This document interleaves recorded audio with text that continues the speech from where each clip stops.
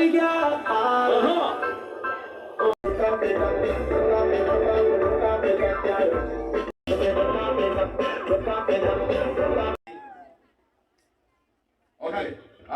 Lead ako. Kasi ako piting nga wali ang kawan.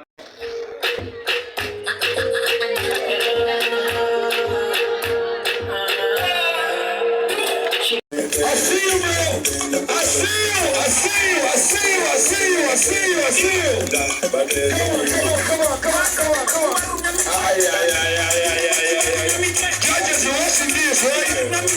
Judges, you watching this. It's clean. No mistakes. Come on. We're going to the 20-second mark. You have another 20 seconds. And the big one. Hustle. Get it. Ubakungalo. Abaana. Kutwakoze. Ubakungalo. Kishibelemu. You understand who's coming on next? We have Calvin Morgan. Another problem. Shout out to Kate.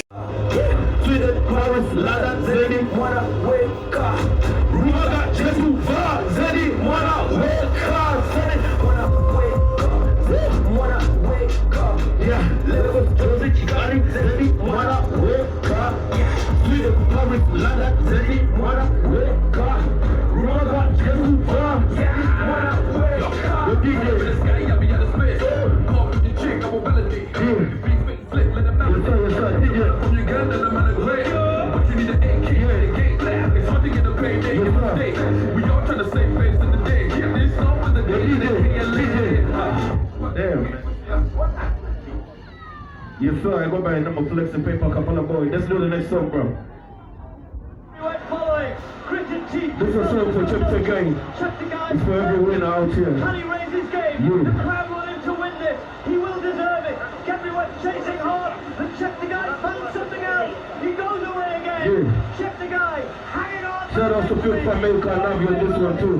Shout out to Nelly said in the building. Shout out to the Dutch boys. Shout out to the Dutch good. Let's go. Chapter gay, run the streets like chapter gay. Who's your, when you look at this young guy, who do you think is the next big guy this day? Yeah? At this young age, you guys are the OGs in this young guys, who do you think is? Yeah? Excuse me.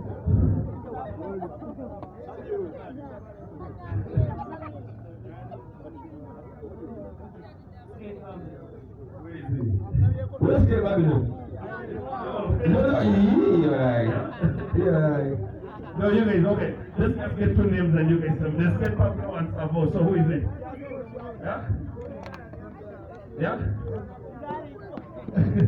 Flex. Yeah. These guys are going to be biased. You know what? Who knows how to rap out here? Minus Ketty. Yeah?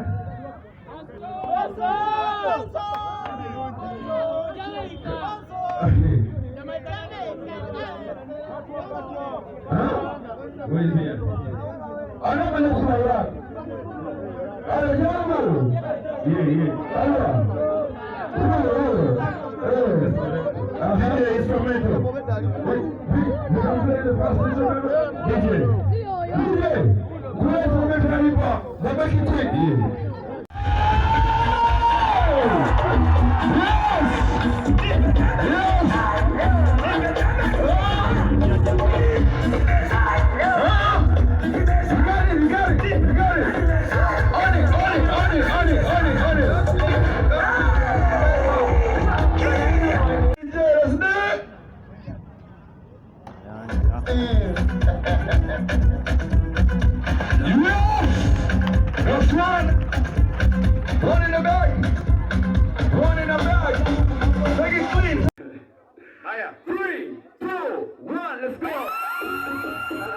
Take everybody on my mind.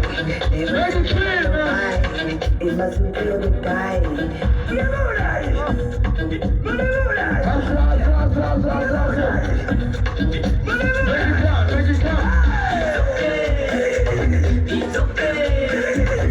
It's okay.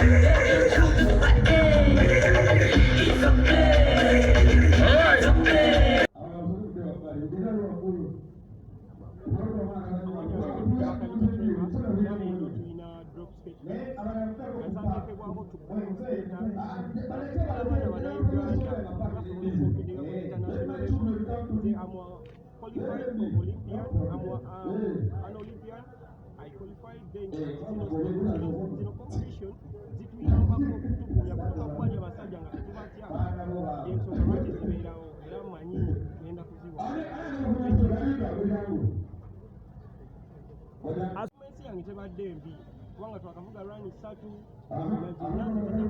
So I'm left with one man. I'm going to be the number one or number two. God wants.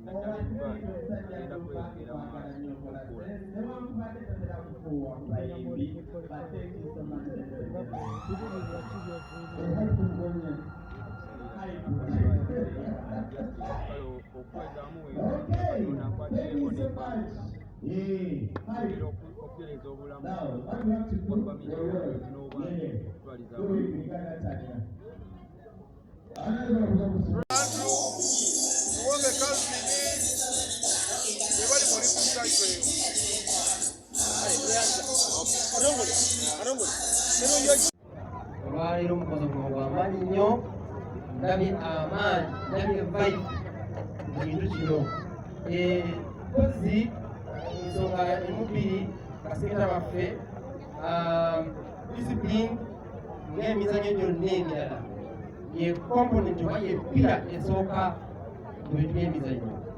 A talk with it, hard work. Abazadde bamuka wano, abadde kupaako wano bakola ebintu, balaba bulijjo bassaamu amaanyi on a regular basis. Bajja wano bavaawo kino, ne bajja ne bagerawo ne bavaawo kino. So, ekyokubiri ebeera adwa. Ekyokusatu kugoberera amateeka. Omuzannyo gwonna gubeera n'amateeka. Briefly, basambako omupiira myaka gyaffe ne twambala ngatto. Bwe twagenda ku kisaawe ne batugamba etteeka namba 1, buli mwana agenda okugenda ku kisaawe agenda kwambala engatto. Nakulabira obuzibu. Engatto zaafudde engatto. Kati n'olwekyo ndabyewo mu nsonga za equipment ezikozesebwa weziri naye abaana bano beetaaga ndowooza okuyamba oba okuteekamu embeera nti bazikozesenga ne ku training. Kubanga ojambala ku fayino eyinza okukozesa ensobi. Olabanga ekintu ekitono naye twabakidde emizannyo for long time tumanyi nti kitegeeza okozesa equipment ziri required mu muzannyo ogwo era mu mateeka agafuga omuzannyo ogwo. Kozi musembayo neebaza abakulu abaddo abakulu aba Mountain Dew, that is from the Bridges, Pepsi, ne bannaffe abalala bonna, Skateboarding Federation, n'ensembyayo National Council of Sports. Mwebale nnyo, mwebalire ddala. Lwaki nti mu kyalo muno tufuna ebibuuzo bingi okuva mu bakulembeze, okuva mu bantu, okuva mu bazadde n'abayise. Omuzannyo ogwo gulidde stati. Omuzannyo ogwo bagumanyi oba mwasawo bintu byammwe. Nafunako abamu abakungu okuva mu Education Department bambuuza ebibuuzo bingi nnyo ku muzannyo guno ne bagamba banyabo omuzannyo guno guliregistered era n'abakungu abaddukanya ebyemizannyo okuwanga akakiiko ka National Council of Sports okubeerera waggulu eri ku minisita tambula layini eyo yonna bamanyi ensonga eno n'ekifo kino basigazeetinga okubeera nga kya skateboarding mu Uganda.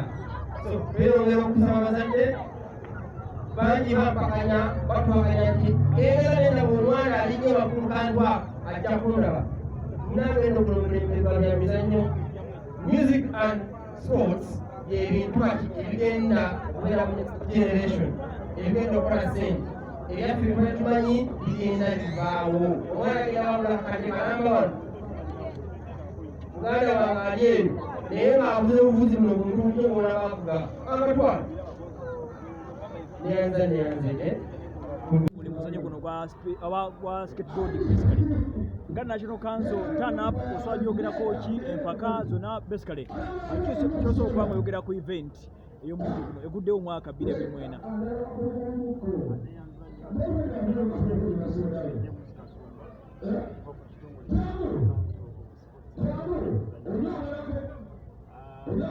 yazamanya okugamba nti empaka si nnungi ekyamazima mbadde okusinzira ku mpaka ezibadde zibeerawo abaana bakuze babangayo amaanyi era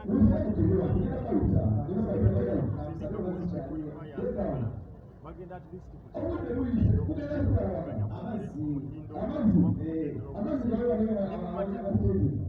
tanapu ya luno ebadde ematuka abaana balabye babadde bangi stage ezibadde nyingi okusereketingamu abafayinoamanyani agenda kulya so olabira ddala nti namba ebadde ewera ate era ne quality eyababuzi olabira ddala nti ebadde so kyebaliza federation nti egezezaako okukwasaganya ensonga omuzannyo guno gulimuko emyaka emito ddala oba bwe tubabyeko abadde babiri awo bwe kibanga abaana emyaka egyo bavuganya ku mpaka eziri ku mutindo waguno kisaawa ebiseera ebimaaso okusinziira eri omuzannyo guno ekituufu mandate yainga kwaidentifyinga nakupromotinga ate tumanyi bulungi banabyamizannyo tiokoma okwenyigira mu mpaka ezamuzannyo ng'ovudde mu myaka emito kitegeeza nti olisa mu myaka egyekubuuka obumansitaliza skills ezaisamogoiisa nti abaana batulabyeko naddala bano abato bagenda okutuuka mu myaka egyokubuuka ate bagenda kubeera bawagulu uganda ogenda nga mu ranking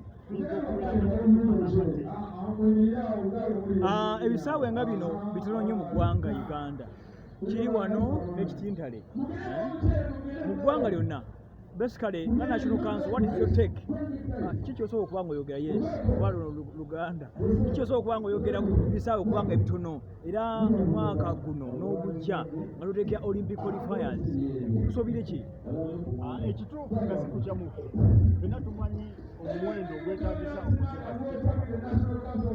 gwetagisamu akasente akawere naye nga national council naffe tulaba nti facility kyali kibiina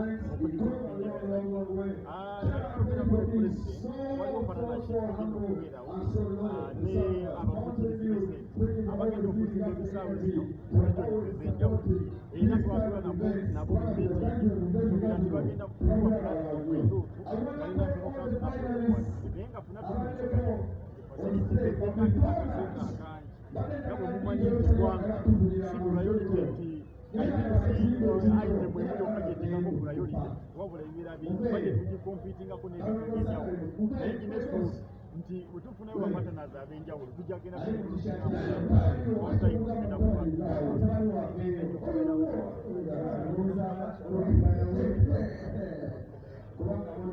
ekikulu kiri nti natolokanto bekyali ku leberi gyebaayingako nti tetulabaatuse at least tuwase nebalema kutukozesa esaawa eno wadde tetubawandi sente zebasimbira okusinzira ku omuwendo gwebali badekagamba nti gwetagisa omwaka nafuna bwe tumanyi nti ebintu byakyererawo omuntu ng'omuntu okubeera nga naye atukusobozesa okugenda mu maaso naddala ezo bweziyita ez'omuntu genda kubawa ekyokubaira olympic qualifier kati kunasonokaanga waliwo ebakatwalekweranga omuli kategori nga olympics omuli kategori nga